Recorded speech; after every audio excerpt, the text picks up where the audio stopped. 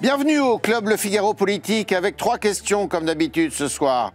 On se posera d'abord cette question essentielle et qu'on va répéter souvent. Est-ce que François Bayrou, à la faveur de la sortie du conclave, pas celui de Léon XIV, mais du conclave social, eh bien, est-ce qu'il pourrait tomber, oui, est-ce qu'il pourrait, le gouvernement, tomber? Et puis, il y a eu le congrès du Parti Socialiste ce week-end, plus divisé que jamais. Est-ce que le Parti Socialiste pourrait imploser?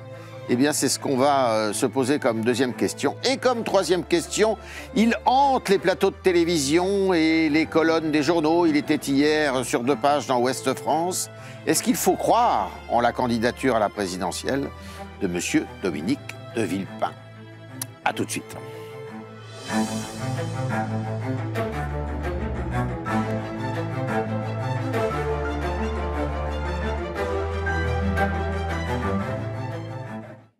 Avec Karl Meus ce soir, rédacteur en chef au Figaro Magazine, avec Cécile Crouzel, rédactrice en chef au Figaro Économie. Vous savez, le supplément saumon essentiel qui a annoncé ces dernières heures, eh bien, le départ de M. Luca de Meo pour le groupe Pinot, Kering plus exactement, avec Arthur Berda, rédacteur en chef lui aussi. Allez, tout le monde est rédacteur en chef au service politique du Figaro, et avec Véronique Reissould, non, présidente de Backbone Consulting, qui est un institut qui analyse l'opinion des Français, et pas que des Français d'ailleurs, de tous ceux qui ont une opinion. Voilà. Alors, Karl, le conclave, donc on résume, le conclave c'est un espace qu'avait créé François Bayrou pour réfléchir à la réforme des retraites et comment réformer la réforme d'une certaine façon. Ce conclave se termine demain.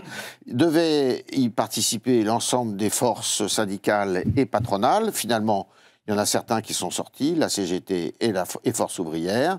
Et demain, on va voir ce qu'il en est, alors que le Premier ministre avait dit que, de toute manière, il n'était pas question de toucher à l'âge de départ à la retraite, qui est de 64 ans depuis la réforme de 2023. Est-ce qu'il peut tomber? Voilà. François Bayrou peut-il tomber? Voilà. La réponse est oui. François Bayrou tombera-t-il bientôt? Oui. Déjà, la réponse est peut-être un peu plus nuancée. Moins, ouais. En réalité, ça ne dépend pas de lui, évidemment. Ça dépend de ce conclave. Vous dites ça se termine demain, c'est pas complètement sûr. Dans les indiscrétions que Matignon a fait fuiter tout le week-end, l'idée de dire, voilà, demain c'était la date du butoir, mais si on peut accorder encore quelques jours à la CFDT et au MEDEF, puisqu'en réalité c'est entre les deux que ça se négocie, eh bien on peut le faire. Le vrai sujet, c'est est-ce que le PS et le Rassemblement national veulent faire tomber le gouvernement Bayrou? Plus exactement, je veux dire, est-ce que l'électorat du PS et l'électorat du Rassemblement national vont demander aux dirigeants de ces partis de faire tomber le gouvernement Bayrou? Parce que c'est ça la clé de l'avenir de François Bayrou. Réponse de Véronique Reissould. Ça, c'est un sujet qui est plus que important dans l'opinion publique. La mesure de l'âge est la clé ou la mère de tous les problèmes, ou la clé de toutes les solutions, je ne sais, mais en tout cas, pour tout le monde, c'est un sujet. On va dire que ce gouvernement n'est pas forcément apprécié, aimé, mais c'est plus parce que c'est le flou que... Voilà, il y a sans doute un sujet de personnalité en soi, mais c'est surtout le flou et l'incompréhension de où on va. Donc, il est certain que si, en sortant du conclave, même s'il n'y a pas une solution extrêmement différente de ce qu'il y a aujourd'hui, mais que quand même, il y a des petits, je crois qu'on dit en politique, des petites avancées. Voilà, des petits bougets. C'est le nouveau mot à la mode. Mais en gros, si on voit qu'il y a une méthode qui, dans le fond, est un peu déroutante aujourd'hui, parce que vous dites, je veux discuter et je ne vais pas changer, donc c'est complexe. S'il y a des bougets, je pense que dans l'opinion publique, ça sera plutôt agréablement pris, puisque les affrontements aujourd'hui ne sont pas attendus. Les gens n'ont plus envie de conflit, sont fatigués, sont inquiets. Ah bon? Globalement, on a une opinion publique qui est assez lasse, parce qu'elle est inquiète. Elle est inquiète sur l'avenir, elle est inquiète pour plein de raisons qu'on ne va pas forcément tout évoquer là, mais les sujets géopolitiques sont inquiétants, les sujets de l'emploi et des entreprises qui sont en train de licencier, des mouvements de l'économie, une dette qui chaque jour un peu plus angoissante. Bref, les Français ils sont un peu inquiets. Donc quand vous êtes inquiet, vous n'avez pas forcément envie de conflit, vous avez besoin d'être rassuré, vous avez besoin de comprendre où on va.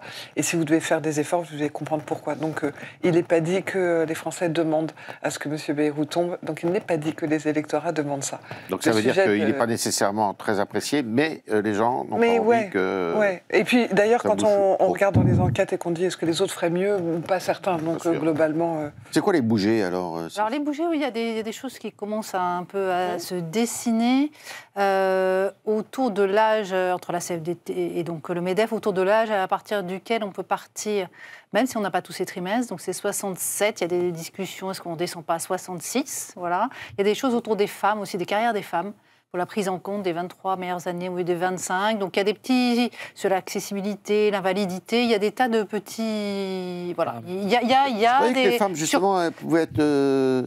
défavorisés par les petits changements, non? Alors ça dépend desquels, en fait.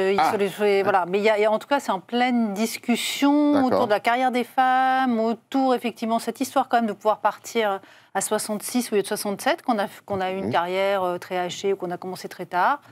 Donc voilà, il y a en tout cas 50-50 disent en fait, je pense que les partenaires sociaux aussi ont intérêt, certains, la CFDT et le MEDEF, à trouver un accord parce qu'eux, ils plaident pour reprendre le régime aussi. Donc, eux, ils ont un intérêt à essayer de trouver et montrer qu'ils arrivent à s'entendre. Alors, Arthur, mais qui a intérêt d'ailleurs à faire tomber le gouvernement? Parce qu'il faut que les partis politiques, les uns et les autres, les groupes politiques à l'Assemblée nationale, aient intérêt à le faire tomber. Et quand on les ausculte les uns les autres, ils ne sont pas dans une forme tellement éblouissante. Non. Et je ne sais pas s'ils ont tellement intérêt à faire tomber le gouvernement. Alors on va jouer, vous savez, à qui est-ce, là, le jeu. J'adorais jouer quand j'étais plus jeune, moi. Alors, le Rassemblement national, il y avait intérêt jusqu'au 31 mars. Et depuis le 31 mars, si on dit au qui est-ce que le candidat a été déclaré inéligible et ne pourrait pas se représenter en cas de censure et donc peut-être de dissolution derrière, Marine Le Pen, hop, donc on élimine le Rassemblement national, ils n'y ont plus intérêt. Le Parti socialiste, on avait dit, leur congrès est prévu pour la fin du printemps, il vient d'avoir lieu, on nous avait promis un Parti socialiste qui sortirait, on va en parler d'ailleurs, réunifié, très fort, réunifié, très fort, FAURE, F-O-R-T d'ailleurs. Et puis finalement, en fait, on se retrouve avec un parti dont la finale, on a eu le remake du congrès de Marseille il y a 2 ans, on va y revenir, mais donc on est avec un Parti socialiste qui est une cabine téléphonique divisée en 2, donc ça fait quand même un smartphone tout petit, et donc le Parti socialiste aujourd'hui, c'est compliqué pour lui d'avoir intérêt à censurer François Bayrou. Donc le RN, le PS, du coup, c'est la réponse à votre question, qui y a intérêt, c'est à peu près personne. Je reviens d'un mot sur ce que disait... Pardon ? La France Insoumise, qui a toujours... Ah oui, alors j'oublie, vous avez raison, la France Insoumise, mais je les avais rangés, si vous voulez, dans la case éternelle de la censure. Pardon, mais vous avez tout à fait raison. Aujourd'hui, il reste la France Insoumise qui a réussi à convertir avec elle les écologistes, qui sont toujours allants pour censurer et donc déposer des motions de censure auxquelles plus personne ne s'intéresse et que personne ne vote. 2 choses sur ce qu'on vient de se dire. Karl Meus le disait, il a raison, il disait la date butoir prévue demain, c'est déjà d'ailleurs la 2e date butoir. Initialement, le conclave devait terminer fin mai. Et vous savez que quand vous mettez des syndicats autour de la table et que vous leur donnez une date, en général, il faut 2, 3, 4, 5 reports avant que finalement ils arrivent à dire on n'est pas tombé d'accord. Donc ça, c'est la première des choses. Et puis la deuxième chose, je trouve quand même que le débat est intéressant autour de ce conclave, puisque ce conclave, récemment, à l'Assemblée nationale, à l'initiative du Parti communiste, l'Assemblée a voté une proposition de résolution, donc c'est non contraignant, d'abrogation de la réforme Borne des retraites, donc la réforme de 2023, qui repousse l'âge à 64 ans. Ça, c'était il y a 15 jours à l'Assemblée. Demain, après-demain, dans les jours qui viennent, on va avoir un conclave qui va nous dire il faut revenir sur 2-3 paramètres de la réforme Borne de 2023. Et que se passe-t-il au même moment? Nous avons une mission flash de la Cour des comptes au premier trimestre 2025 qui a précédé à la création de ce conclave, qui nous a dit « Oula, attendez, arrêtez de parler de la précédente réforme, concentrez-vous déjà sur la prochaine qui est inévitable. » Nous venons d'avoir un rapport du COR, le COR c'est le Conseil d'orientation des retraites, qui traditionnellement donnait à boire et à manger à tout le monde, en gros, quiconque lisait un rapport du COR avec une idée préconçue disait « Ah bah oui, ce rapport me donne raison. » Et puis la rupture dans les rapports habituels du COR, le COR, et je parle sous le contrôle de Cécile Crousel, nous dit pour une fois, les chiffres sont sont ce qu'ils sont. Voilà la vérité des faits. Et la réalité, c'est qu'il faudra inévitablement repousser encore et encore l'âge de départ à la retraite jusqu'à attendre, alors j'aime bien ça moi, 66 ans et demi, on dirait ma fille qui parle, quand je dis quel âge tu as, elle me dit 2 ans et demi. Bon, indépendamment de cette petite côté anecdotique, le rapport du corps nous dit il faut repousser inévitablement l'âge de départ. Donc nous avons une classe politique et syndicale qui discute de la précédente réforme des retraites, alors que toutes les institutions expertes en la matière nous disent préparez de la prochaine. Alors pourquoi le gouvernement pourrait tomber? La première, c'est parce que eh bien, normalement, s'il y a un texte qui est signé par toutes les parties, il devrait être transmis au Parlement. Oui. Donc, à la faveur de la présentation de ce texte, il pourrait y avoir une motion de censure. Et puis, il peut y avoir ce qu'on appelle une motion de censure spontanée. Donc là, on n'est plus dans l'article 49.3, on est dans l'article 49.2 de la Constitution. C'est-à-dire que les partis politiques opposants au gouvernement prennent l'initiative, sans même qu'il y ait un texte discuté, de renverser le gouvernement. Alors, si ce n'est pas cette fois-là, ça sera peut-être après l'été. Voilà. Oui. Hein? D'abord parce que le texte sur les retraites, tel qu'il sortira de l'accord, il n'arrivera pas avant l'automne. Oui. On sait bien qu'il y a une session extraordinaire qui arrivera là jusqu'au 11 juillet, normalement. Donc ça va percuter le budget. Ça va arriver au moment du budget. L'idée de François Bayrou, qui n'est pas le plus malhabile de nos politiques, même si on ne l'avait jamais vu à l'œuvre, ou très peu, et que maintenant il est à l'œuvre, c'est de faire ce vote sur le texte de retraite à un moment où on commencera à étudier aussi un vote sur un changement de mode de scrutin pour les législatives, vous voyez, par exemple. Oui. Et que il peut avoir lieu, lui? En tout cas, la discussion peut avoir lieu. D'accord, Vous voyez ce que je veux dire? Et donc, si vous dites j'ouvre la discussion, ne me censurez pas sur les retraites, parce que sinon il n'y aura plus la discussion et il n'y aura plus... Voilà. Mais tout ça, ce sont des faits objectifs. Arthur les a rappelés. Mais il y a un élément que m'a donné un député LR il n'y a pas longtemps, que les dirigeants du PS et du RN vont devoir prendre en compte, c'est le coût politique de la non-censure. On en revient, je reparle toujours sur l'électorat, le noyau dur qui reste à ces deux forces, qui sont très radicales et qui, elles, veulent censurer le gouvernement Bayrou pour plein de raisons. Ils n'aiment pas les centristes, ils veulent que ce soit la gauche ou l'extrême droite. Bon. Les LR ont expérimenté de 2022 à 2024 cette opposition au gouvernement, mais sans aller jusqu'à la censure. Et le résultat, c'est qu'ils en ont payé un prix politique qui est quand même assez élevé. Aux européennes, ils ont fait 7 et quelques %. Et après la dissolution législative, le nombre de députés est passé de 66 à 40. Donc, le coût était assez élevé d'une incompréhension auprès de l'électorat, d'un discours politique qui était « on ne veut pas de ce gouvernement, on est contre, bon, il y a des choses qui vont bien, on votera pour. Ah non, mais on ne va pas le censurer ». Le PS et le RN risquent auprès de leur électorat, et c'est ça le danger qu'ils doivent mesurer à 2 ans de l'élection présidentielle, de se retrouver dans la même situation, qui est de dire on vous a compris, on est d'accord avec vous, ce gouvernement, c'est pas bien, mais bon, on va pas le censurer. Ah bon, mais pourquoi? Il y a les municipales, le terrain est lourd, les sangliers ont mangé, vous voyez, toutes les excuses qu'on peut donner sur Astérix et Obélix. Bien sûr, oui. Et c'est vrai que les municipales, alors pourquoi pas d'accord? Parce qu'en fait, c'est une réflexion qui pourrait convenir pour des militants. Et les sympathisants, ce n'est pas la même chose.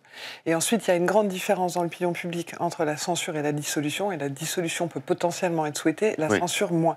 Et pourquoi? Pas parce qu'ils trouvent formidable ce gouvernement, mais d'abord, comme je vous le disais tout à l'heure, ils ne sont pas certains que d'autres sont meilleurs. Ils ont bien compris que de toutes les façons, il y a peu de chances que Mme Castet arrive ou que les uns et les autres. Donc ils se disent, bon, globalement, ça a changé, mais ça va changer quoi?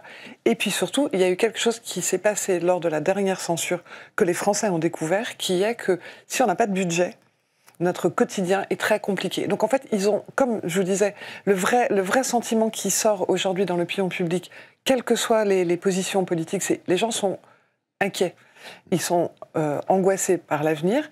Et donc ils se disent, si en plus on me colle le truc de je peux plus avoir ticket resto, je peux plus. Enfin, je vois quelquefois c'est des sujets qui semblent anecdotiques, mais qui montrent que les Français n'avaient pas forcément la conscience de le budget est important, il doit être voté. Donc cette histoire de censure, c'est plus un sujet politique des partis, des dirigeants et des militants, mais pas des sympathisants et pas des citoyens. Et Arthur, il faut aussi y aller, parce que les gens, Parfois, ils vont plus vite que la musique. C'est-à-dire que censure ne veut pas dire dissolution. Non, absolument pas. D'abord. Ouais. Sauf que là, s'il y avait une deuxième censure, peut-être que se poserait la question de la dissolution. Il reste une cartouche dans le fusil politique d'Emmanuel Macron, elle s'appelle Sébastien Lecornu. Donc, en cas de censure Bayrou, il chargera la cartouche Lecornu, et puis bon, après, normalement, ça tient jusqu'au municipal, et quand on a tenu jusqu'au municipal, on peut imaginer que ça puisse tenir jusqu'à la présidentielle. Je voudrais revenir d'un mot. D'abord, vous disiez que les Français ne sont pas fans de ce gouvernement, vous avez raison, il faut le dire d'un mot. Navré, je vais citer Ipsos, l'Institut Ipsos, parce qu'on a l'habitude de travailler ensemble avec Odoxa et de façon hebdomadaire,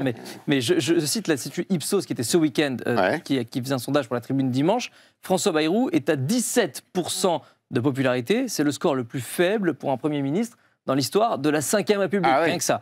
Donc, en effet, les Français ne sont pas fans, tellement pas fans d'ailleurs, qu'ils n'ont jamais été aussi peu fans d'un Premier ministre. Ça fait 67 ans quand même. Absolument, rappelons-le, donc c'est important. Deuxième chose, et qui est tout aussi importante à mon sens, vous parlez des Français, vous avez sans doute raison, il y a une crainte des Français sur l'instabilité politique, sur l'instabilité budgétaire, etc. Et en revanche, puisque c'est les partis politiques qui ont la main en matière de censure, je ne sais pas si le Parti socialiste et le Rassemblement national laisseront passer un budget qui annonce, j'aimerais que François Bayrou ait le courage d'aller au bout, mais qui annonce 40 milliards d'euros d'efforts budgétaires. C'est indispensable pour la situation de la France de réaliser cet effort. C'est même d'ailleurs la première marche quasiment du chemin qu'il faudrait mener sur le plan budgétaire. Et je le dis sous les approbations de Cécile Crouzelle, ça me rassure. Mais si vous voulez, ni le PS ni le RN ne laisseront passer ce qu'ils appellent un budget d'austérité, ce qu'ils appelleront inévitablement un budget d'austérité. Austéritaire. Michel Barnier, absolument. Michel Barnier a à peine voulu faire le début du commencement d'un semblant, non pas d'économie, mais d'effort budgétaire. C'est pas tout à fait la même chose. Là, François Bayrou, il sait, c'est d'ailleurs pour ça, vous avez vu, la session extraordinaire à l'Assemblée va courir jusqu'au 11 juillet. François Bayrou nous a donné rendez-vous avant le 14 juillet pour nous annoncer les orientations. Ça tombe bien, s'il fait ça le 13 juillet, il ne peut pas être censuré parce qu'il n'y a plus de session à l'Assemblée nationale. Donc il a gagné l'été comme ça déjà. Puisque François Bayrou vous dit qu'il n'est pas malhabile, vous avez parfaitement raison. Son but c'est de tenir le plus longtemps possible à Matignon. Il vient de fêter avec tout son cabinet les 6 mois là. Donc il a envie, lui, que ça dure encore un petit peu. Mais entre le 14 juillet et les débats budgétaires de cet automne, c'est là pour François Bayrou la vraie course d'obstacles. Et s'il y a un moment où le PS et le RN, non pas tellement peut-être, je n'en sais rien, mais peut-être pas tellement sous la pression de leurs électeurs, mais tout simplement sous la pression de leurs élus, ils vont peut-être sanctionner François Bayrou à ce moment-là. Et Emmanuel Macron, il lui restera la cartouche Sébastien Lecornu. Après quoi, si lui aussi est censuré sur un budget, c'est là que se posera en effet la question de la dissolution. Alors Cécile, s'il décide de faire une année blanche, il peut être censuré quand même ? L'année blanche, il faut peut-être préciser... L'année blanche, c'est quand on ne revalorise pas tout ce qui est pension, etc. Donc on gagne aussi aux prestations. Et on ne tient pas compte de l'inflation. Voilà, et nous, exactement. Et nous, par contre, on impose sur le revenu, on paye plus. Parce qu'on ne tient pas compte de l'inflation. L'inflation est un peu plus faible quand même aujourd'hui. Oui. Donc peut-être c'est une mesure, vous savez, le rabot, ça peut avoir aussi cet avantage parce que vous choisissez pas en fait. Le gouverneur de la Banque de France, François Villeroy-Garot, le réclame plutôt. Oui.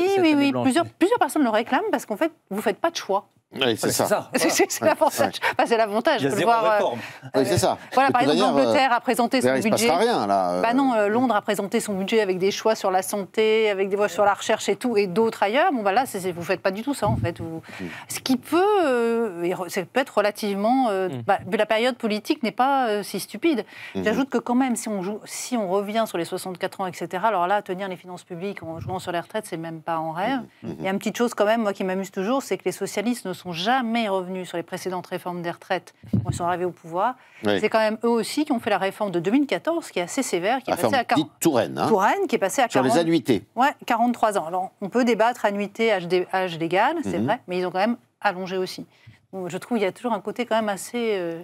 Et quand on choisit l'âge légal plutôt que les annuités, c'est que ça rapporte de l'argent beaucoup plus vite. Ça rapporte plus vite, c'est un marqueur aussi, et c'est considéré comme un marqueur dans la vie, c'est un signal clair et un marqueur dans la vie, par exemple, des entreprises. Et on voit tout ce qui est rupture conventionnelle avant, à 2 ans, on a 2 ans de chômage ou 3, enfin, elle se décale au fur et à mesure que l'âge légal est décalé. Donc ça envoie un signal fort dans le monde économique, alors que l'annuité est plus difficile à comprendre. Après, c'est vrai que pour les gens qui ont commencé un peu plus tôt, le recul de l'âge légal est un peu plus difficile à supporter. Il y a une question d'équité, il y a un débat en tout cas qui... Voilà. Mais par contre, le débat sur il faut travailler plus longtemps en durée, là Mais c'était d'ailleurs un des arguments, souvenir au moment du démarrage des applications de la réforme des retraites bornes, un des arguments était de dire il s'appuyait, je crois, sur la réforme Fillon, qui avait décalé, et on s'était rendu compte que les entreprises avaient décalé d'autant les plans de départ en pré-retraite et les départs volontaires. Et comme on a un taux d'emploi des seniors qui est plus faible que, par exemple, l'Allemagne, et que c'est un problème de compétitivité, c'était pas qu'une solution pour gagner de l'argent avec la retraite, c'est aussi une solution pour maintenir les gens dans l'emploi. Et ce qui m'a toujours étonné, c'était que c'était pas un des arguments qui franchissait le mur du son, ou que le gouvernement utilisait pour dire aux gens « mais attention, c'est aussi pour vous maintenir dans l'emploi ». Donc, malgré tout, quand vous êtes dans l'emploi, vous gagnez plus d'argent. Donc, c'est aussi une question de pouvoir d'achat, mais ça n'a pas percuté. Alors, il y en a qui sont concernés au premier chef, c'est les socialistes et le Parti socialiste. Regardez ces deux-là. Certains ont la tentation de faire de ce congrès un référendum pour ou contre LFI. Je leur dis simplement que tant qu'ils auront pour unique obsession LFI, ils ne feront que témoigner de la domination psychologique que la gauche radicale exerce sur eux.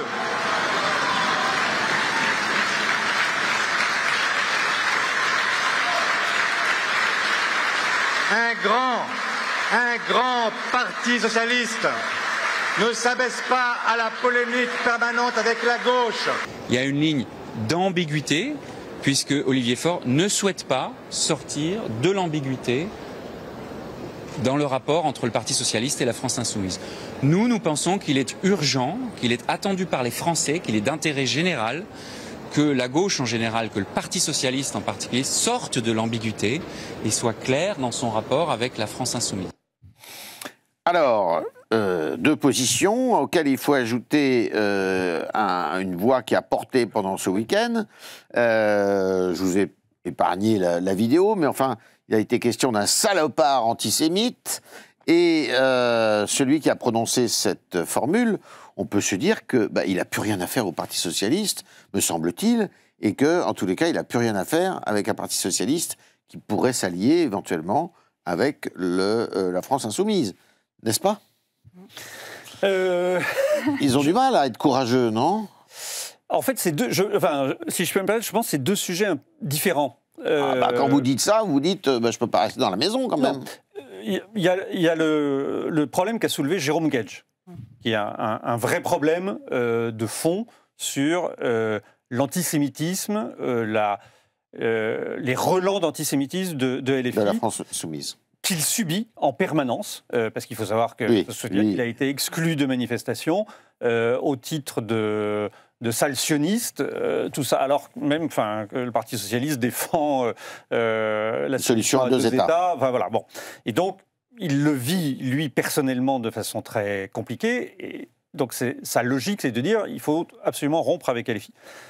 Je trouve Nicolas Maillard-Rossignol est un peu sur une autre ligne, en fait, qu'on retrouve souvent d'ailleurs historiquement, même si ce n'est pas sur ce sujet précisément-là, mais dès 1900, il y avait la querelle Jaurès-Guedj sur faut-il participer au pouvoir et dans quelles conditions.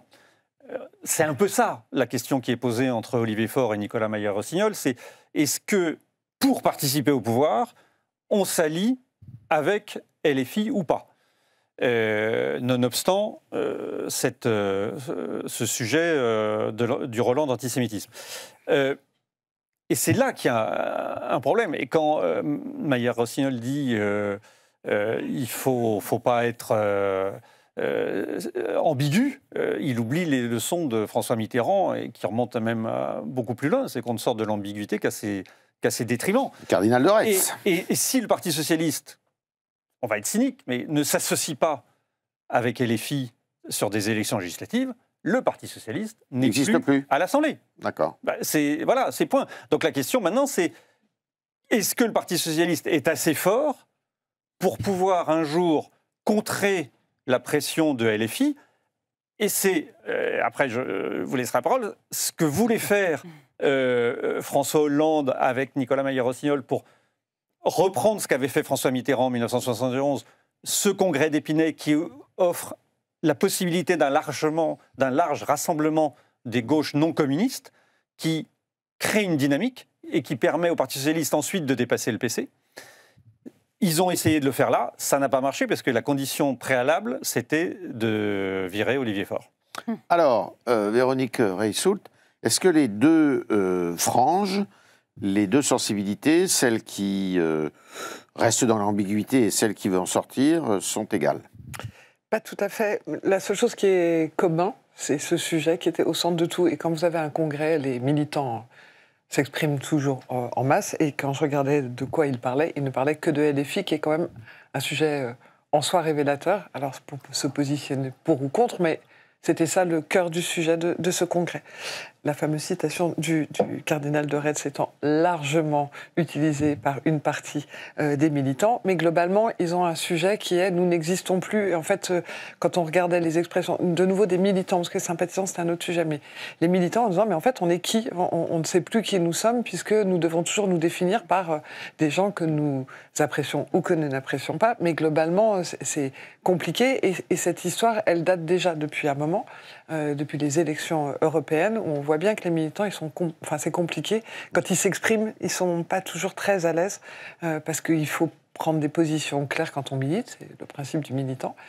Et là, voilà, c'était un peu compliqué. Et ils se traînent ça vraiment depuis les européennes. Et là, ce congrès, on voit bien que sur l'ensemble des expressions, c'est comme s'il n'y avait pas de solution. Bon, on va être très clair, ils vont continuer à pactiser avec la France Insoumise, sinon, électoralement, comme le disait Karl, mais c'est compliqué. Ils auront de gros problèmes. Mais, il y a un garçon qui s'appelle Raphaël Glucksmann, qui a des ambitions présidentielles et qui a dit, lui, noir sur blanc, qu'il ne voulait pas collaborer avec la France Insoumise. Oui, vous avez raison, d'ailleurs, il l'avait dit dès le 9 juin au soir. Et puis le 10 juin au matin, il a changé d'avis. Je parle de l'année 2024. Hein. Il l'avait dit après les européennes, troisième homme des européennes. Il a expliqué que jamais, au grand jamais, il y aurait d'alliance avec LFI. Et puis après, finalement, il s'est trompé. Il a signé l'alliance du NFP avec Jean-Luc Mélenchon. Et puis ils nous ont rejoué au lendemain du second tour des législatives la guerre des gauches irréconciliables qui se réconcilient à l'approche de chaque élection. Donc je ne sais pas si la prochaine élection sera les municipales, la présidentielle 2027 ou avant cela de nouvelles législatives anticipées. Mais je pense qu'en matière d'alliance de la gauche, il faut toujours se méfier de ce que disent les uns les autres. Ce sur quoi je voudrais revenir concernant le Parti socialiste, c'est tout à fait intéressant de voir, si vous voulez, depuis cette dissolution du 9 juin 2024, comment Emmanuel Macron pensait sortir grand gagnant. Bon, là-dessus, il s'est a priori trompé. Le grand perdant, c'est lui. Mais si vous voulez, c'est intéressant de voir comment les partis traditionnels de gouvernement ont réagi face à cette dissolution. Les Républicains, que l'on donnait pour morts, Karl le rappelait à l'instant, hein, ils avaient 100 députés en 2017, une soixantaine en 2022, et maintenant ils sont moins de 50 à l'Assemblée nationale. Et puis pour autant, ils ont su faire de cette dissolution un acte de renaissance pour se réinventer, avec Bruno Retailleau qui est monté à bord, à Beauvau, qui a su profiter de renouer avec la tradition de gouvernement de la droite, s'exprimer aux électeurs de droite à qui la droite de gouvernement manquait, leur dire voilà, je vous ai réconcilié avec le pouvoir, non pas dans la compromission avec le macronisme, non pas dans la dilution dans le lepénisme comme l'a fait Éric Ciotti, mais en réincarnant, en portant à nouveau une droite qui assume sa tradition de gouvernement et qui assume le pouvoir. C'est très intéressant parce que cette stratégie de Bruno Retailleau, non seulement elle l'a propulsé en haut des classements de popularité et parfois des intentions de vote, bon c'est jamais désagréable quand on fait de la politique, mais surtout elle a créé une dynamique et un souffle derrière le Congrès des Républicains, plus de 100 000 adhérents, je crois 120 000, plus de 120 000 adhérents chez les Républicains, ce qui en fait quasiment le premier parti de France aujourd'hui en termes de base militante. Un corps électoral qui s'est déplacé pour le Congrès des Républicains, plus de 100 000 votants, c'est énorme, ou près de 100 000 votants, c'est énorme, et une victoire nette, claire, pour Bruno Retailleau, 75%, un plébiscite pour l'homme, sa stratégie et un élan militant. Le Parti socialiste, qui a fait le choix de se vautrer dans le mélenchonisme et dans une opposition non pas constructive mais destructrice. Aujourd'hui, qu'est-ce que ça représente le Parti socialiste ? Moins de 40 000 militants ou autour de 40 000 militants à peine, quand on pense qu'ils étaient plus de 150 000 il y a quelques années à peine, hein, et un corps électoral qui s'est déplacé. Vous savez combien d'électeurs ont voté au congrès du PS ? 20 000. À peine 20 000.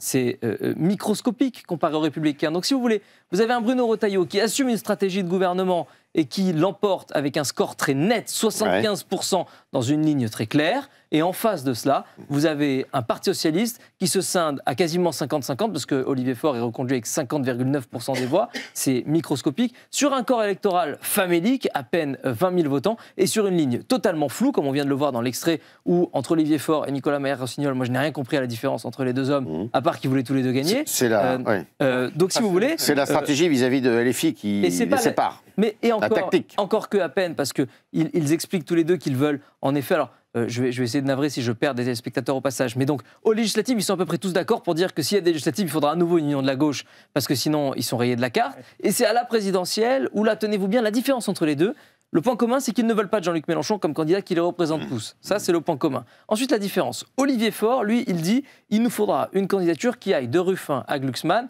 lequel Glucksmann vient plus ou moins, ou s'apprête plus ou moins à s'associer avec Rebsamen, mais Olivier Faure élimine François Rebsamen, le ministre actuel de la décentralisation. Il élimine. Donc Olivier Faure, il dit une candidature non mélenchoniste qui aille de Ruffin à Glucksmann. Nicolas Maillard-Rossignol, tenez-vous bien, il dit une candidature non mélenchoniste, mais social-démocrate. Alors allez trouver la différence, bon courage. À la fin des fins, vous verrez que ça va se solder de la même façon, c'est-à-dire un PS qui fera autour de 1,5% et un Jean-Luc Mélenchon qui va arriver très fort à la présidentielle et qui va les dévorer tout cru, comme il l'a fait au lendemain des européennes. Véronique. Je vais juste vous dire... Vous parlez des militants. Tout à l'heure, je vous ai dit, on parle des militants, mais il y a les sympathisants, dont on parle peu. Les sympathisants, en fait, il y a un péché originel qu'ils ne pardonnent pas au PS, qui est, je vous le disais, les européennes. Pendant les européennes, il faut vous rappeler de ce que LFI disait de Glucksmann sur Instagram en particulier. C'était d'une violence incroyable. Bien sûr. Donc ça explique pourquoi lui, au sorti de cette élection, il dit stop. Et quand on regardait qui avait voté, donc des sympathisants, là, c'est pas des militants, il y avait une espèce d'élan qui s'est passé, vraiment, et des gens en particulier, il y avait même des sympathisants et des filles qui se disaient, dans le fond, il y a quelque chose d'intéressant dans ce qui se passe. Et il y a eu un élan. Et cet élan, il a été tellement déçu qu'ils se sont éloignés du PS en disant, OK, si en fait ça change comme ça, on est dans la tambouille politique, on est loin de ce qui avait mu un certain nombre des électeurs au moment des européennes. Et donc ça, Raphaël Glucksmann, il renoue avec un score à 2 chiffres. Il est le 3e homme des européennes, et il renoue avec un score à 2 chiffres. Alors Raphaël Glucksmann, il n'est pas socialiste, c'est Place Publique son parti, et il est allié au PS. Donc c'est important quand même comme nuance. Il est hors le Parti socialiste, mais il renoue avec un score à 2 chiffres, il asymptote les 14%, c'est-à-dire qu'il les tutoie, les 14%, il fait 13,85 je crois, sauf erreur. Ça fait des années que le PS n'avait pas fait un score à 2 chiffres. Il fait le score que l'écologiste Jadot avait fait 5 ans avant. Oui, sauf que Yannick Jadot n'était pas associé au PS, que le PS, depuis Benoît Hamon et ses 6,86% au premier tour de la présidentielle de 2017, donc depuis la dernière élection nationale qui avait précédé la présidentielle de 2017, le PS n'avait plus fait un score à 2 chiffres et le PS n'était plus monté sur le podium d'une élection nationale. Il n'y a guère qu'au régional, au municipal et au départemental qu'il s'en sortait à peu près. Donc Raphaël Glucksmann, vous avez raison, il suscite un espoir qui se traduit par une vraie performance électorale, et derrière, il trahit cet espoir en paraphant l'accord du NFP. Cécile ? Elle est d'accord avec moi.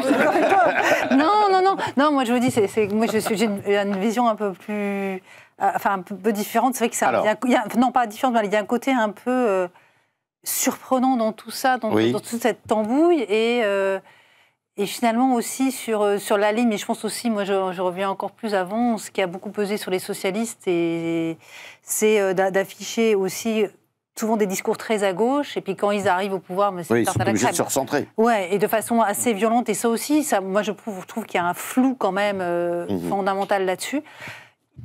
Là, on le voit plus parce qu'ils sont plus au pouvoir depuis très longtemps, donc on a l'impression qu'ils sont vraiment beaucoup plus à gauche. Mais après, qu'est-ce qu'ils pensent vraiment Voilà. C'est leur problème. Eux-mêmes se le demandent. Ce qu'ils pensent. Sur les retraites, sur les impôts, qu'est-ce qu'ils pensent vraiment ? Si l'on prend les points programmatiques de la NUPES puis du NFP, vous avez raison, pour le Parti socialiste, c'est un reniement idéologique total. Sur les retraites, c'est le retour. Ils se sont alignés sur la proposition mélenchoniste des 60 ans. Absolument. Qu'ils ont quand même... donc tout est complètement... c'est sur le nucléaire. Il y a plein de sujets où quand même, sur le fond, ils ne sont pas d'accord entre les filles et ce qui était traditionnellement le PS. Et on parle du PS et la lumière fuse, c'est quand même fort. Non, mais c'est un truc... Non, mais justement... C'est vrai que pour l'électorat, en tout cas, c'est difficile, effectivement. Là, mais qu'est-ce qu'ils vont faire ? Mais ce que je voulais dire, c'est que, en fait, Raphaël Glucksmann, il aurait pu initier avec ce congrès, s'il était venu, il avait la possibilité de venir. Il aurait pu s'installer, il aurait pu faire le François Mitterrand du congrès d'Épinay. Il aurait pu réveiller la bête, non? N'est pas Mitterrand qui veut. Hein. Le problème, c'est que Raphaël Glucksmann est beaucoup dans les idées, dans la confrontation, dans le discours. La tambouille politique, c'est pas son truc. Ouais. Mitterrand, quand il arrive, il est minoritaire, il s'associe, il a très bien compris à qui il fallait s'associer, mon roi de fer, très bien, hop, je prends le PS, je vire Savary, et derrière, j'ouvre.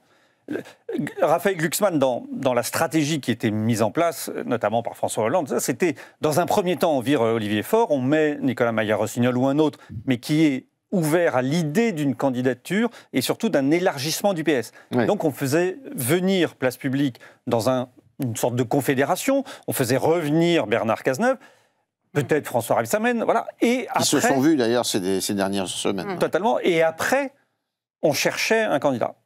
Tout ça ne marchant pas, il y a une autre hypothèse qui commence à fleurir, ça fait plusieurs mois que ça sort. Ça ne va pas être facile parce que la personnalité en question est quelqu'un qui n'est pas du tout dans la vie politique et qui n'est pas non plus dans l'idée de revenir dans la politique. C'est Laurent Berger, l'ancien patron de la CFDT. Ouais. Et ça, voilà, c'est un peu le fantasme, ce côté des socialistes de se dire qui pourrait nous représenter. Et au fond, Laurent Berger, voilà, c'est quelqu'un que LFI ne va pas pouvoir critiquer en disant... Non, critiquer en disant social traite. Ouais. Ah non, il était hostile à la réforme des retraites, il a manifesté avec tous les autres. Donc il est authentiquement de gauche. Et il est ancien de la CFDT, donc compatible avec les socialistes. Le problème, c'est qu'il faut le convaincre. Et ça il fait quoi maintenant, Laurent Berger, Cécile? Il est au Crédit Mutuel, Laurent Berger. Ah oui, le Crédit Mutuel, c'est ça. Ouais. Il a gardé des fonctions à la CFDT, le syndicat qui était réformiste jusqu'à ce qu'il s'oppose au report de l'âge légal. Il va se faire traiter de banquier, alors. Réformiste. Je ferme cette parenthèse un peu sarcastique. On va voir ce qui va. Et Laurent Berger, il est aujourd'hui au Crédit Mutuel. Après, on va voir ce qui signe. On va voir ce qui se passe aussi au conclave. Si c'est la CFDT signe avec le MEDEF, faut voir. Faut voir, parce que sur l'Agirc-Arrco, je reviens quand même sur ce sujet. La CFDT quand même. Sur la gestion des régimes Agirc-Arrco, donc complémentaires des retraites, ils se sont toujours entendus avec le patronat. Les régimes n'ont jamais été déficitaires, etc. C'est très bien géré. Donc, ils ont aussi un côté... Quand vous devez gérer quelque chose, vous êtes obligé de signer quand même. Donc, ce qui est intéressant dans la période, c'est que jusqu'ici, Laurent Berger disait non. On se souvient, Matignon... Là, ceux qui viennent le voir, les interlocuteurs qu'il reçoit, ils en ressortent en disant « il n'a pas dit non ». Donc il y a des avancées. Est-ce que ça ira jusqu'au bout? Ça, c'est une autre histoire. Il y en a un, on va se poser la question de savoir s'il va jusqu'au bout. Tiens. Il s'appelle Dominique de Villepin, il a été Premier ministre sous Jacques Chirac. Il sort un livre sur le pouvoir de dire non. C'est quelqu'un qui a dit non, d'ailleurs, en 2003, face aux États-Unis dans la guerre d'Irak. Et c'est quelqu'un qui s'exprime pas mal et beaucoup à la télévision, qui est présent aussi dans les colonnes de journaux. Qu'est-ce que pèse Véronique Reissoult, Dominique de Villepin dans l'opinion? Pas grand-chose. Pas grand-chose. Les militants ou les électeurs? Là, tous. D'abord, on n'en parle pas tant que ça. C'est toujours un indicateur, parce que ça donne une idée du taux d'intérêt. Ça peut dire qu'on aime ou qu'on parce que vous analysez aussi ce qui se passe sur les réseaux. Et ce que je vous raconte là, c'est pas tant les sondages, parce que les sondages, c'est intéressant parce qu'on répond à une question. En sondage, d'ailleurs, Dominique de Villepin a été temporairement en tête des personnalités préférées de l'Institut Cluster 17, qui est un institut nouveau qui travaille avec d'autres méthodes un peu différentes de celles d'autres instituts, mais qui sont des logiques de corpus et pas de représentativité traditionnelle avec la méthode des quotas. Bref, mais globalement, il représente juste, quand je regardais les messages qui lui sont associés, c'est son histoire, c'est ce fameux discours qui est presque une légende en soi. C'est au moment où il y a Trump et les difficultés que l'on peut avoir avec les États-Unis, l'impression qu'il tiendrait tête. Il tient tête, Bon, on va dire qu'en plus, il déroute énormément avec sa position sur Gaza. Donc, en fait, il est écouté en soi. Il est de plus en plus apprécié par les jeunes militants LFI, ce qui est quand même intéressant. Voilà. On dit même qu'il pourrait faire un ticket avec Jean-Luc Mélenchon. De là à dire que les jeunes militants LFI voteraient pour lui, je ne sais pas, mais en tout cas aujourd'hui il représente une figure. Donc c'est pas quelqu'un qui est vu comme une solution ou l'homme-providence pour 2017, mais sa voix est écoutée à minimum. Après, je vais vous dire pour 2017, pas du tout. 2027. 27. Il y a eu plusieurs sondages qui sont sortis avec quelque chose qui se fait rarement parce que ça coûte très cher à faire, qui est une question ouverte. Oui. Quand on pose une question fermée, on peut aller assez vite, en disant qui voyez-vous comme candidat ? Je ne dis même pas personne. Personne. En gros, les gens vous proposaient des choses assez étonnantes, mais donc en fait personne. Donc peut-être que M. de Villepin a un avenir. Là aujourd'hui, c'est pas évident. Karl, qu'est-ce qu'il incarne cet homme ? Il incarne le gaullisme, comme vous le disiez, dans toute sa splendeur, sur ce côté discours de l'ONU où je contre les États-Unis. Mais pour moi, il a un triple problème, Dominique de Villepin. Alors, quels sont les 3 problèmes ? Alors, le premier problème, c'est un problème électoral. Ouais. Comme l'a dit Véronique Reiss-Soult, il est très aimé par LFI. Le problème, c'est que les LFI ne vont pas voter pour lui à la présidentielle.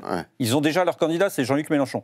Et François Mitterrand disait, ça ne sert à rien d'être en politique, d'être le préféré de ses adversaires, parce que ça ne rapporte rien électoralement. Donc il a un problème. La droite aura un candidat, LFI le sien. Donc quel est son segment électoral, comme on dit en marketing politique ? Il n'y en a pas. D'accord. Il a un deuxième problème qui est un problème politique. Sur quoi va-t-il faire campagne ? Alors il va faire campagne sur Gaza et l'international. Très bien. Un peu court. C'est pas un sujet de présidentiel. Présidentiel. En France, on s'intéresse, c'est la sécurité, l'emploi, enfin, c'est pouvoir d'achat. Voilà, qu'est-ce qu'on fait pour nous, pouvoir d'achat. Donc, c'est pas l'international. Donc là, il risque, Véronique Reiss-Soult l'a dit, de parler dans le vide. Et après, il y a un troisième problème qu'il faut quand même évoquer, qui est un problème patrimonial. Est-ce que Dominique de Villepin est prêt à voir sa vie, son patrimoine, passer au laser ? On sait qu'une présidentielle, c'est, Sarkozy l'a dit, vous êtes passé au laser, vous êtes mis à nu. Depuis votre tendre enfance, les premiers plans d'épargne logement que vous avez, jusqu'à les tableaux de maître que vous possédez. Il faut tout déclarer, il faut tout expliquer. Et c'est pas quelqu'un dont on parle dans les milieux économiques, Cécile. Non. Non, pas du tout, il n'a pas cette dimension-là. Non, pas du tout. Et on a un peu de mal à savoir quelle est sa position, parce que là, il s'est pas mal gauchisé, si je peux dire, dans sa déclaration. Bon, c'était l'homme à l'époque, quand il était Premier ministre du CPE, quand même, tout ça, de contrat première embauche. Qui n'a pas été d'ailleurs un succès. Non, c'est le texte dont le décret n'est jamais paru, qui a été annulé au dernier moment, énorme manif et tout, contre lui. De privatisation aussi, donc c'est un peu... Bon, on ne sait pas trop où il est quand même. Là, maintenant, il faut taxer les riches et tout ça, mais... Il le dit. On ne sait pas trop où il est quand même. C'est pas trop. C'est pas très clair. Arthur ? Ouais, moi je trouve que Karl a été même gentil en parlant d'un triple problème. D'abord dans le nombre, je pense qu'il en a beaucoup plus que 3, et ensuite dans l'appréciation de ses problèmes. J'y viens d'un mot. D'abord, on dit de Dominique de Villepin que c'est un gaulliste. Moi, je voudrais plutôt citer mon collègue Alexandre Devecchio, qui a parlé de Dominique de Villepin comme d'un islamo-gaulliste. Vous savez, on parle souvent de l'islamo-gauchisme. C'est un peu rude pour le général de Gaulle, quand même. Oui, alors, vous voyez, donc ça prouve qu'il a ajouté à cette dimension du gaullisme qui avait fait peut-être son succès en 2003, parce qu'on dit, il a dit non, précisons à quoi ? Il a dit non à la guerre en Irak en 2003 à l'Assemblée générale des Nations Unies. Bon, je crois que depuis, il n'a gardé que ce souvenir-là du gaullisme, et qu'on parle beaucoup d'islamo-gauchisme en la matière. C'est de l'islamo-gaullisme, et je trouve que l'expression d'Alexandre Devecchio est assez bien trouvée concernant Dominique de Villepin. Vous parlez de la transparence patrimoniale. Précisons là encore pourquoi. C'est depuis la HATVP, donc ces postes affaires Cahuzac, depuis la HATVP, tout élu, tout candidat à la présidentielle doit faire la transparence. Haché menu, comme on dit dans le Figaroscope. Sa déclaration, pardon, vous me faites rire en parlant du Figaroscope, sa déclaration de patrimoine et sa déclaration d'intérêt. Ces déclarations doivent être transmises à la HATVP et elles sont ensuite rendues publiques. Pour Dominique de Villepin, pourquoi est-ce que c'est problématique ? Il a tout à fait le droit d'avoir de jolies montres ou des tableaux de maître. Moi, j'aime bien les montres, je ne vais pas le lui reprocher. En revanche, ce qui est plus surprenant, c'est que quelqu'un qui aujourd'hui préfère payer des amendes, donc Dominique de Villepin, aujourd'hui, c'est un hors-la-loi. loi. C'est quelqu'un qui préfère payer des amendes plutôt que de se soumettre à la loi qui l'oblige à faire la transparence sur ses clients. Parce qu'elle existe déjà, cette loi, quand on est une entreprise comme c'est son cas. Il préfère aujourd'hui payer l'amende que dire qui sont ses clients. Et c'est d'ailleurs très bien documenté dans une récente enquête du Monde, parce que se pose la question, et c'est aussi ce qui peut-être, comment dirais-je, déteint sur son discours concernant la question de Gaza et la question israélo-palestinienne, se pose la question d'amitié financière dont certaines enquêtes, et sur lesquelles je n'en sais rien puisqu'il ne fait pas la transparence sur ses clients, dont certains lui prêtent des amitiés financières douteuses. Donc Dominique de Villepin, s'il veut avoir éventuellement un avenir, il était tout à l'heure aux 20h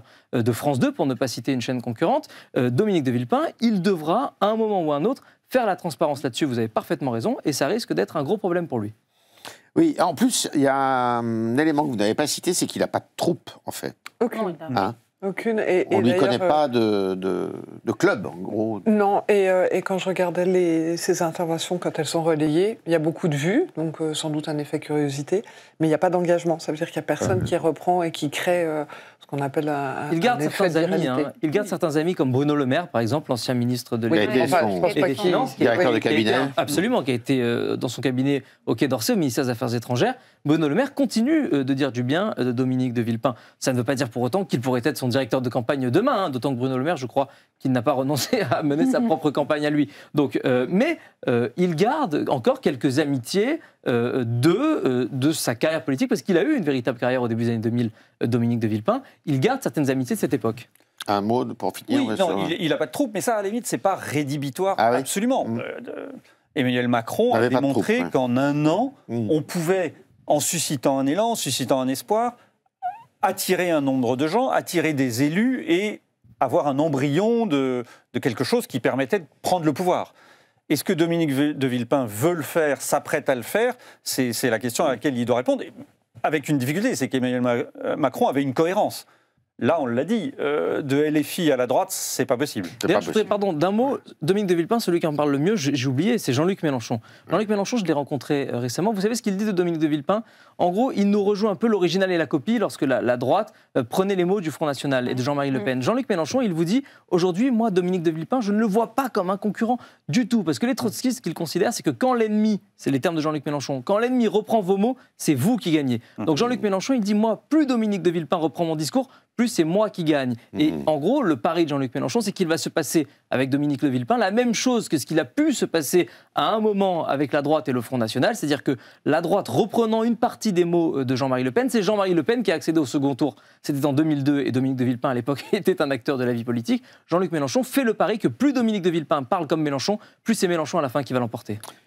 Très bien. Eh bien, nous allons suivre les pérégrinations des uns et des autres. On va passer au coup de griffe et au coup de cœur. Avec vous, Cécile, on commence par le coup de griffe. Alors, coup de griffe, c'est un peu tout ce qui se passe autour de la proposition de la Grémier, en fait. Ça part dans tous les sens et c'est pas très... Pour ceux qui sont du monde de l'énergie, c'est pas très encourageant. On remet le tarif réglementé sur le gaz, ce qui n'est pas possible. On dit qu'il n'y a qu'EDF qui peut faire du nucléaire. Bon, il y a plein de projets de start-up qui font des SMR, ça, des petits réacteurs nucléaires, donc on tue ça dans l'œuf. Ça paraît pas quand même très, très sérieux, fait, sur un sujet qui est très lourd. Et qui va être discuté à partir de ce soir, demain ? Oui, c'est ça. Aujourd'hui, elle est discutée. La loi Grémier, hein. Voilà, étant donné que... C'est une loi de programmation énergétique. En fait, c'est une proposition de loi qui vient suppléer le fait que la loi de programmation énergétique, il n'y a qu'un décret. D'accord. Donc, pour l'instant, et qui n'est toujours pas sorti, qui devait sortir en... Donc, normalement, qui doit fixer les grands axes... Oui, normalement, l'idée, c'est quand même de fixer... De notre production, avec tout le débat sur la place. Non, c'est des sujets lourds. Sujets sensibles pour le Rassemblement national, d'ailleurs, notamment. Exactement, mais avec des propositions qui partent un peu dans tous les sens, alors que le sujet est en lui-même complexe. Travail de gribouille. Voilà, un peu travail de gribouille sur un enjeu très lourd pour la France. Voilà, et après, coup de griffe, c'est un coup de cœur. Coup de cœur, mais qui est un peu coup de griffe. Bon, c'est Luca De Meo, comme le patron de Renault, qui part chez Kering. À la fois, pas mal d'essayer de retenter de redresser Kering, qui est une entreprise qui va mal, Gucci étant, qui ne va pas très bien. Kering, alors racontez, c'est Gucci, Yves Saint Laurent, Balenciaga, on va dire. Numéro 2 du luxe français. Numéro 2 du luxe français. Non, c'est une boîte française, pardon. Oui, du luxe. Alors, avec Hermès, quand même, qui maintenant est devenue quand même la première capitalisation du luxe français, mais qui a une percée énorme. Mais en chiffre d'affaires, c'est le numéro 2. D'accord. Voilà. Et donc, coup de cœur pour ça. Un peu coup de griffe aussi, parce que chez Renault, c'est un peu la stupéfaction. Il leur a présenté en comité stratégique son plan à 5 ans jeudi. Il a démissionné jeudi soir. Et l'action a chuté. Oui, parce que c'est celui qui a redressé Renault. Ouais. Et donc, la démission brutale, et surtout vous présentez un plan stratégique le jeudi, vous démissionnez le jeudi soir, les gens autour de la table, ils sont un peu... Un peu désarçonné. Un peu désarçonné, ouais, voilà. Renault, il y a encore des capitaux publics dans l'entreprise? Oui, il y a encore des capitaux publics dans l'entreprise, 15 de mémoire. 15%, d'accord. Oui, donc je crois que l'État pas très... des votes Avec double voix au Ouais. Conseil. Ah oui, au conseil d'administration, d'accord. Alors, Karl? Alors, mon coup de cœur, c'est pour Clémentine Autain. Ah, Ça vous surprend? alors, Ah bah tiens. elle est oui, candidate écoutez, aussi, elle. Un bon éclat de rire le lundi, ça vous met en forme pour la semaine. Et je l'ai entendu ce matin sur Sud Radio dire qu'elle était candidate à l'élection présidentielle. Elle était très sérieuse, mais moi j'ai éclaté de rire. Ouais. Et bon, voilà, qui imagine Clémentine Autain à l'Élysée, à part elle, évidemment. Alors, on en rigole, mais il y a un moment, sérieusement, c'est l'élection présidentielle quand même. Et je trouve malheureusement que ça en dit long, à la fois sur ce qui est devenu la classe politique et ce que devient cette élection présidentielle où n'importe... Enfin, c'est pas n'importe qui, Clémentine Autain, elle est élue, je suis d'accord, elle est députée, mais voilà, non, à part pour nous faire rire, ne dites pas ça. D'accord. Et mon coup de... J'espère qu'elle nous écoute. Mon coup de griffe, oui, on verra. J'aurai sûrement une réponse. Elle va se faire des amis. Je vais en faire d'autres avec mon coup de griffe. C'est sur cette gauche qui préfère défendre Rima Hassan que Boualem Sansal. Ah oui. Voilà, vous avez Rima Hassan, elle a passé 3 jours en détention, dans des conditions qui ne sont pas extraordinaires. Extraordinairement difficiles. D'ailleurs, elle y est allée de son plein gré, puisqu'elle savait que ça arriverait. Elle a été bien traitée. Ils l'ont relâchée au bout de 3 jours. Malgré elle. Malgré elle. Ça a été terrible, ces conditions. Et en face, vous avez Boualem Sansal, qui est un écrivain franco-algérien. Ça fait 212 jours qu'il est détenu. Et elle n'a pas eu le droit, lui, à l'exposition médiatique de Rima Hassan, ni à la manifestation Place de la République. Arthur. Je commence par le coup de cœur, puisqu'il se rapproche un peu. Il concerne aussi la France Insoumise. Le coup de cœur, il va à Bruno Retailleau. Jérôme Guedj, on en a parlé, mais j'aurais pu l'introduire dans ce coup de cœur. Il va à Bruno Retailleau, puisque Bruno Retailleau, il est donc ministre de l'Intérieur, ça tout le monde le sait, mais il est aussi depuis peu président des Républicains. Et donc, il aura à aborder les élections municipales en tant que patron de la droite. Et il a eu un positionnement récemment, Le Figaro l'a révélé vendredi soir, il a eu un positionnement tout à fait intéressant, puisqu'il a réuni une 50aine de députés de ce qu'on appelle le socle commun, donc des députés du camp Macron, mais aussi des députés issus des Républicains. Et il a dit devant tout ce petit monde qu'il lui incomberait de construire, d'assumer, de fédérer un cordon sanitaire anti-LFI au municipal. Et je trouve que c'est tout à fait intéressant. Le cordon sanitaire, c'est longtemps ce qui a poussé toute la classe politique à dresser des murs, à bâtir des murs vis-à-vis du front devenu Rassemblement National, parfois de façon un petit peu stérile, puisque ça n'a eu d'autres résultats que de faire progresser le front devenu Rassemblement National dans les urnes. Et cette fois, Bruno Retailleau, il explique que le principal adversaire aujourd'hui de la droite française, c'est cette gauche mélenchonisée qui s'incarne pas seulement, mais d'abord et avant tout, par LFI. Donc Bruno Retailleau, il assume son rôle de patron de la droite et c'est heureux avant des élections qui seront celles des municipales, qui sont très importantes. Mon coup de cœur, puisque je vois qu'on est pressé par le temps, mon coup de griffe, mon coup de griffe, il va plutôt à la Légion d'honneur, à l'ordre de la Légion d'honneur, qui a déchu en catimini Nicolas Sarkozy de sa Légion d'honneur. Alors vous savez, il y a un article du Code de la Légion d'honneur, c'est vrai, l'article R91, qui prévoit que dès l'instant où on est condamné par la justice à une peine de prison qui va au-delà d'1 an sans sursis, alors on perd automatiquement sa Légion d'honneur. Mais Nicolas Sarkozy s'est lui nié le droit d'aller plaider son innocence devant la Cour européenne des droits de l'homme, parce que Nicolas Sarkozy, il a en effet été définitivement condamné dans l'affaire dite des écoutes, mais il a saisi la CEDH, et donc il ne désespère pas de prouver son innocence, et la Légion d'honneur aujourd'hui lui nie le droit, en tout cas, n'attend pas que l'ensemble des procédures aillent à leur terme, et je trouve cette précipitation de l'ordre de la Légion d'honneur un peu malheureuse. Un peu malheureuse. C'est le seul chef d'État avec le maréchal Pétain à avoir perdu. Absolument, c'est dire comme la situation est malheureuse qu'on en vienne à une telle comparaison. Alors, Véronique Reitsout. Moi, mon coup de cœur, c'est la loi Fast Fashion, qui est Alors c'est la loi qui a pour objectif de compliquer et d'empêcher la promotion des produits qui sont de textile. C'est pas l'imposition de 10 € sur les... En partie. Il peut y avoir ça aussi sur les colis, de moins de 150 €. En fait, les colis de 150 € ne sont pas taxés aujourd'hui à l'entrée dans l'Union européenne, parce que c'est trop compliqué, etc. Alors la loi ne le prévoit pas, parce que ça c'est une législation européenne, mais c'est une taxation sur les petits colis et l'interdiction de la publicité, etc.